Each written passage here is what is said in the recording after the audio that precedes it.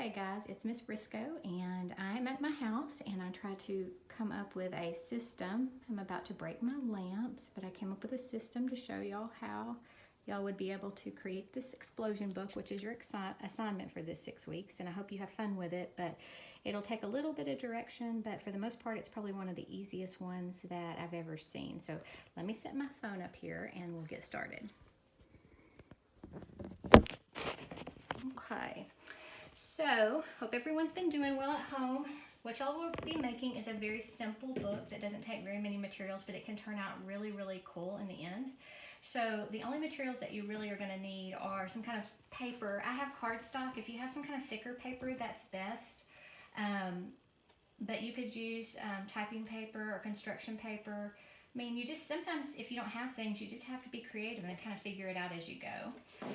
The next thing that you're going to need is some kind of heavier duty or something that's a little bit thicker. And so I'm just going to use the back of my son's notebook, but you could use poster board or cardboard or, you know, one of the things, again, you just have to look around your house and see what you can find. That's part of using some ingenuity and creativity. You'll need some scissors, a ruler, and a glue stick, but if you don't have a glue stick, you could probably use regular glue, or you could also use maybe a glue gun. But once again, you'll have to be creative if you don't have those materials at your house, because most people have something that they could use, whether it be tape or whatever. So the main thing to know is I am just going to kind of show you how you make the inside pages, but the directions that you really need and what you need to read are in the Google Docs. So the first thing is you all are going to be creating an explosion book. So an explosion book is basically a form of sculptural bookmaking. And y'all can see I used the hard cover of the back of the notebook for that. And it opens up in like a three-dimensional way. So it can open up all the way around like this. And there's lots of different ways to make them. This just happens to be the one that I'm creating. But it's a book because you can open it page by page. Okay? So each one of these pages will have some art that you've created. Mine is going to look different than yours, but for now what we're going to do is just kind of show you how to make the pages.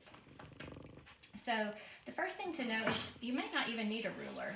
You're going to need a piece of exactly square paper. So if you start out with a piece of cardstock, you know that the cardstock is 8.5 by 11. So the very first thing I want you to do is to create the neatest triangular fold that you can make. And then I really want you to crease it. Sometimes I'll even use my ruler to crease it like that. I have kind of a bumpy surface here, the table that I'm using. But and once you get that done, then what you're going to do is you're going to just cut the edge as neatly as you can. Because this is one thing about this book is that it does need to be very square. Okay? So you'll do this 3 times. Okay? So I'm just going to do one for the sake of the video, but you'll do it 3 times. This is what I call a taco fold. Really fancy. Okay? Then what I recommend you do is open it up and do that same fold going the other direction, and maybe even using your ruler to make it very, very smooth. Then you're going to open it up and you're going to do, I guess we'd call this a hot dog fold, making sure that it's really clean on the edges. Okay? So I use my thumbnail, but once again you probably use your ruler or something to really make it hard, and then you're going to fold it back the other direction. Okay? Then you're going to turn it around and you're going to do one more of those hot dog folds. So the hot dog fold, just going to make sure you get good creases and that your corners are as even as you can. That's really important in bookmaking. Okay? Now the purpose of the book, as I'm making this, we're going to fold it back this direction, is for y'all to maybe document something of your experience while we've been in quarantine, and maybe this would be something really cool that you'll be able to look back on. But once you get your page like this, you'll notice that your pages will want to, where they, see the 2 bends here? There's a bend through each one of these. So you have a square, 2 triangles, a square, and 2 triangles. But when you turn it back around, if you pull those 2 triangles together, they'll come together and you close it. So you get like this page that looks like this. Okay, isn't that cool? So if you were to make 3 of those, okay, so I don't know if I want to make another one because I don't want the video to be too long that I can't upload it. But once you make 3 of those, what you'll do is you'll take your second one and you'll glue those 2 pages together here on this edge. Okay, so you'll glue this page to the next page. So here you can see I've glued these 2 pages together. And then when you make your next one, let's see if I can let that loose, you'll glue those 2 pages together. Now if you glue all the closures together like this, it'll open just like this. But if you happen to get mixed up and you glue them backwards, it almost opens like an accordion. I prefer it this way just because I think it's more interesting to look or set on a tabletop. But if you open it all the way up, you almost get this star type situation. So I want to review this one more time. You're going to first make a triangular fold, okay? Then you're going to make another triangular fold. Then you're going to make a hot dog, bend it back that way, and you're going to make another hot dog, and you're going to bend it back that way. And then you're going to take it, and you'll take your 2 triangles and pull them together, okay? So if you made another one of those, like I said, you would just glue each one of those outer pages to the next set of pages there, okay? Now you're required to do 3 pages in your book, but you can do as many as you want, but I don't know if I'd recommend more than 5 pages, okay? But you do as many as you want. Now, in my book, the first thing you have to do is you have to realize that your paper was 8.5 by 11, so if you squared it off, now you have an 8.5 by 8.5. So what I do is I measure my paper here, and I see that I'm just a little over 4 inches, so I'm just going to estimate it at 4. So I'm going to have to cut my back a little bigger than that. So I made mine a 1/2 inch bigger. So I made my cardboard backing 4.5 by 4.5. So if you go with just standard paper, you're going to end up with about 4 by 4. And you can kind of come in and you can measure and create yourself 2 squares that you can then make, your covers, I guess. So on my covers, you can see I just used things that were around the house. This is an old map, and then I have part of a newspaper, which would be really cool, especially if it had some history of what's going on. Here I use some magazine, and then I use some masking tape. And I thought about the design and the colors. So I wanted like blues and yellows and creams. And then once it's all done, of course, you'll glue those pieces there to your cover, and that'll make your book cover. So I want to kind of show y'all mine. The theme of your book is going to be what's called a 6-word memoir. And a 6-word memoir is basically you telling an entire story in 6 words. And if you read through the handout, you'll see that there's a really amazing website out there called 6-Word Memoirs that you can look up and see people's ongoing memoirs. They submit them constantly throughout the day. There's some that are, lots of them are by teenagers. They're by themes like your home, love, family. But you're going to have to come up with your own 6-word memoir. So mine was My Skies, Diluted, I See No One, but I did no one like N-O-1, okay, just for fun. But each one of my pages, I made sure that the words flowed to the next page, okay? So they flowed through each page as it went through.